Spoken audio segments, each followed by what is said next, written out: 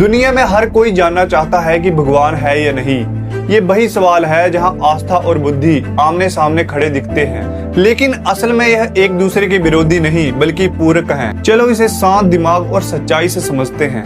विज्ञान कहता है कि अब तक ऐसा कोई प्रमाण नहीं मिला जो ये दिखाए कि कोई अलौकिक भगवान चमत्कारी रूप से हस्तक्षेप करता है। मतलब ना कोई प्रयोग, ना कोई माप, ना कोई प्रत्यक्ष सबूत। इसलिए विज्ञान के अनुसार भगवान एक फेथ बेस्ड कॉन्सेप्ट है जो मानव की भावनाओं और अनुभवों से जन्मा है। लेकिन बात यही खत्म नहीं होती।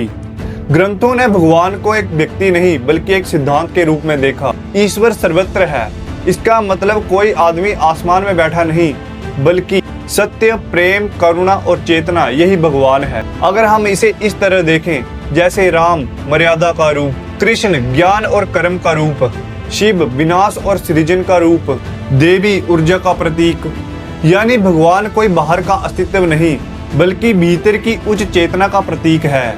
अगर हम विज्ञान के नजरिए से देखें तो भगवान एक कॉन्सेप्ट है जो इंसानों ने डर, आशा और व्यवस्था बनाए रखने के लिए बनाया। कोई अलौकिक अस्तित्व का प्रमाण नहीं है।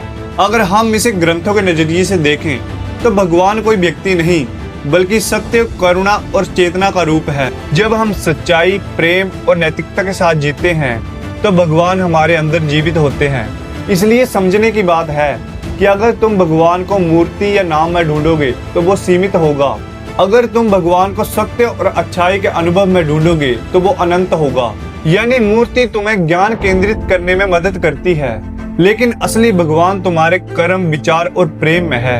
अगर इसे मैं साफ शब्दों में कहूँ तो भगवान है, पर वो बाहर नहीं, तुम्हारे भीतर है। जो सत्य, प्रेम और न्याय में जीतता है वही ईश्वर को जानता है।